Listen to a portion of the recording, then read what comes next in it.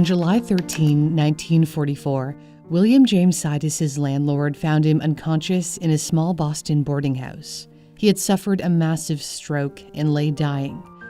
William may have been the smartest person who ever lived.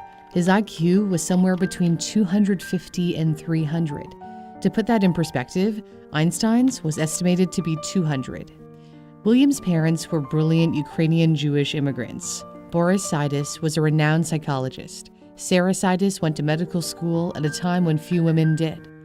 William, or Billy as he was known, learned the alphabet by 6 months of age. At 18 months, he could read the New York Times. He enrolled at Harvard University at age 11. When he graduated, William told reporters he intended to live the perfect life, but that would not come to be.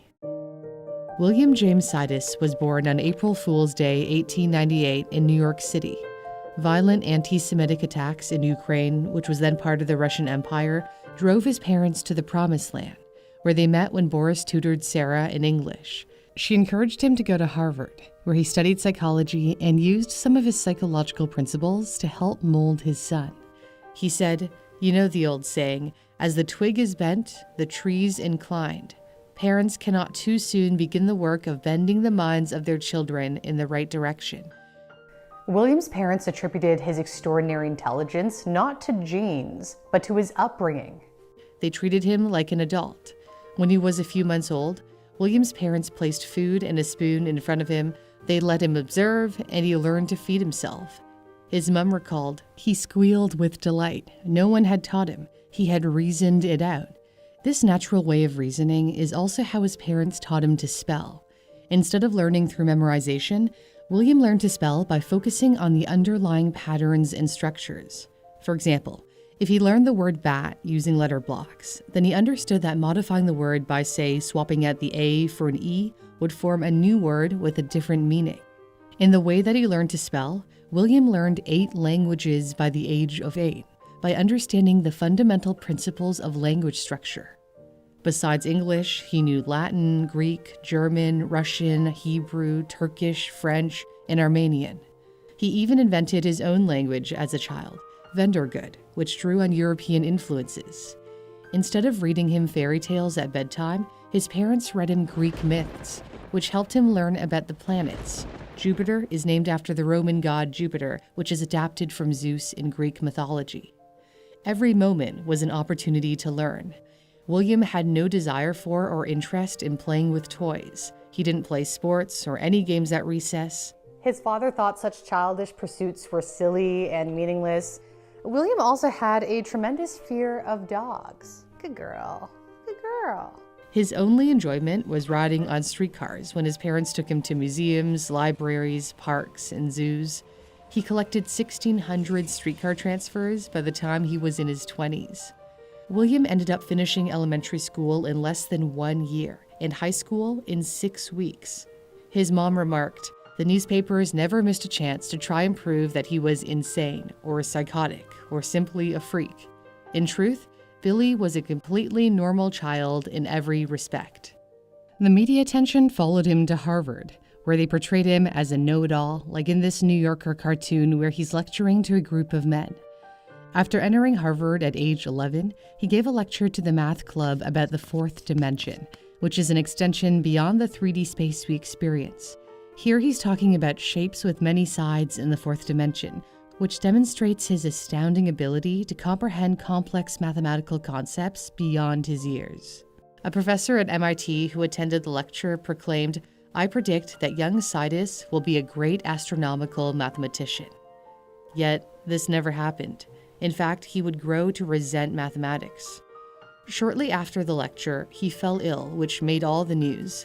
The media reported that he had suffered a mental breakdown, which was a rumor that dogged him his entire life. He did live with his family on an estate in New Hampshire that was also the grounds of the sanatorium Boris was running.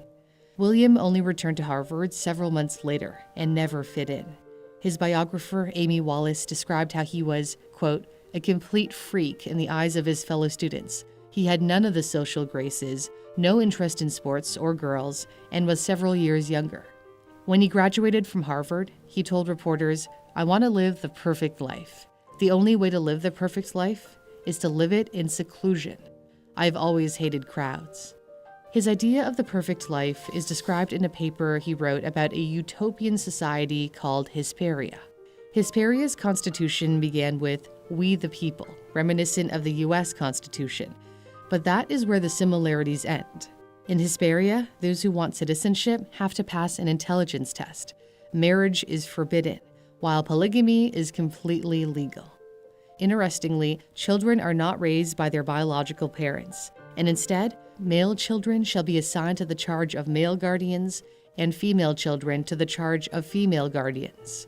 He rejected the influence of his parents, particularly that of his domineering mother.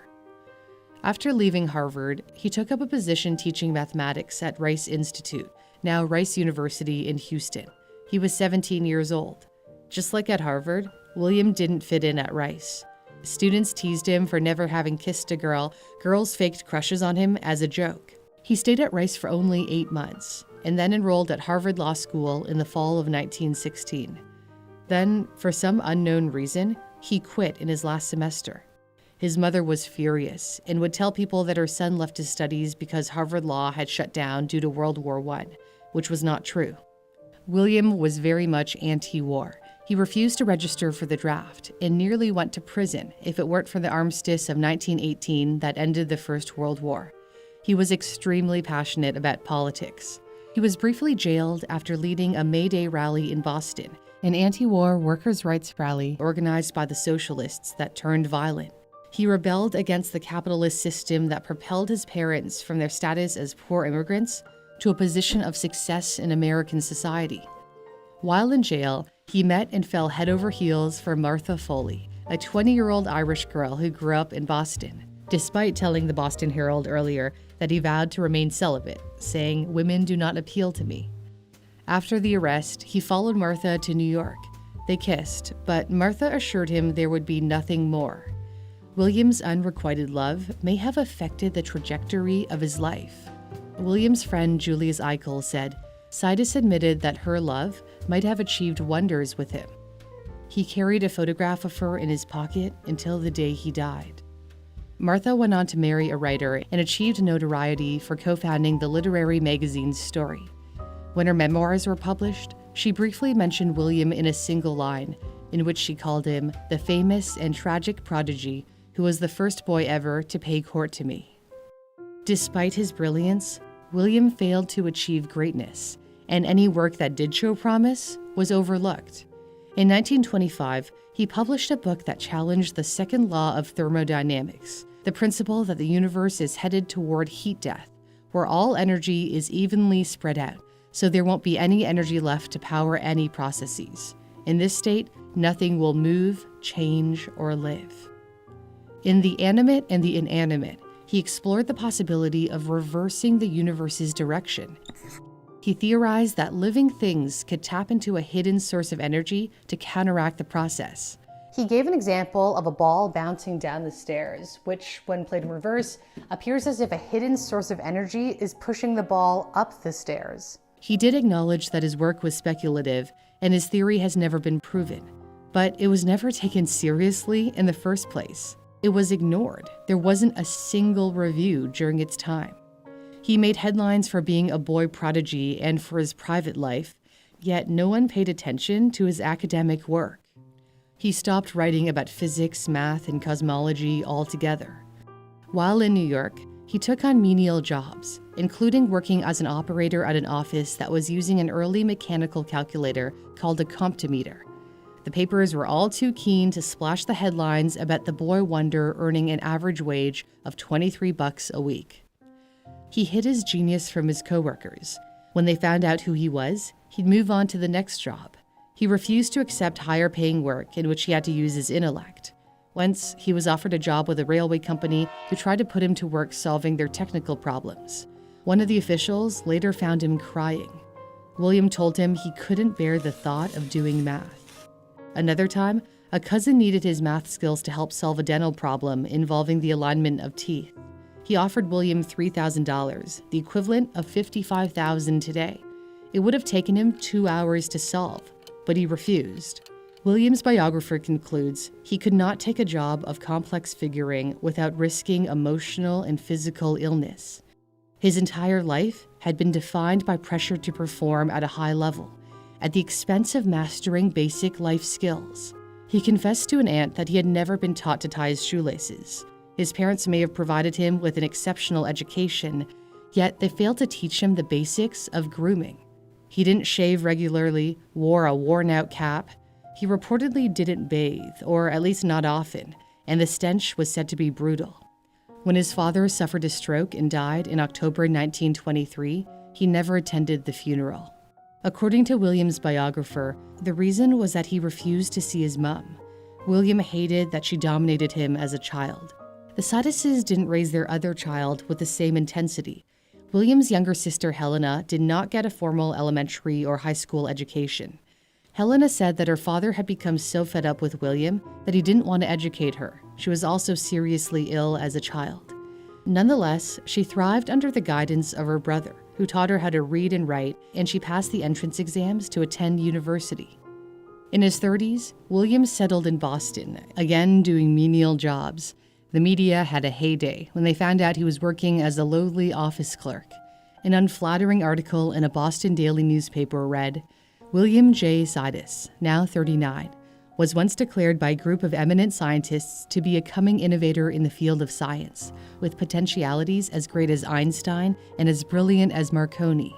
Yet yesterday, a Sunday Advertiser writer found him in a small room, wallpapered and dark, where for the past 5 years he has lived unknown, unsung, uncaring. His health had also started to decline. He was overweight and had high blood pressure, which eventually caused a stroke, the kind that claimed his father. On July 17, 1944, William James Sidus died of a cerebral hemorrhage which led to pneumonia. He was 46 years old. He was buried beside his father in New Hampshire. William didn't achieve the level of success or prominence expected of someone so brilliant. Was it because his parents pushed him too far? A faculty member at Rice University, where William briefly taught, disagreed. Dr. Gerard believes he was the victim not of intensive education given by his father, nor of the romantic curse called genius, but of the thoughtless cruelty of the public. The New York Times once excitedly described William as a wonderfully successful result of a scientific forcing experiment, and as such furnishes one of the most interesting mental phenomena in history. As we now know, early success did not guarantee a fulfilling and successful life. If William had a different upbringing, the outcome of his life might have been entirely different. One thing that's certain is his exceptional mastery of science and mathematics. If you'd like to sharpen your skills in STEM, I recommend Brilliant.org, a website and app where you can answer puzzling questions like this. A cup of warm water is suspended in a large pot of water held at a steady boil. Will the water in the cup ever boil? Assume the large pot never runs out of water. The answer is that it will never boil. As the cup of water heats up to 100 degrees Celsius in the boiling pot, heat flow stops since both are at the same temperature. Brilliant can enhance your scientific thinking, computer science, and math skills no matter your skill level, giving you an edge in today's competitive marketplace. I use Brilliant to go through their logic courses, which have improved my analytical thinking. You can try out Brilliant for free for 30 days by heading to the custom link in my description, brilliant.org/newsthink. And the first 200 people who sign up with my link will get 20% off their premium subscription, which gives you access to all the offerings. Thanks for watching. I'm Cindy Palm.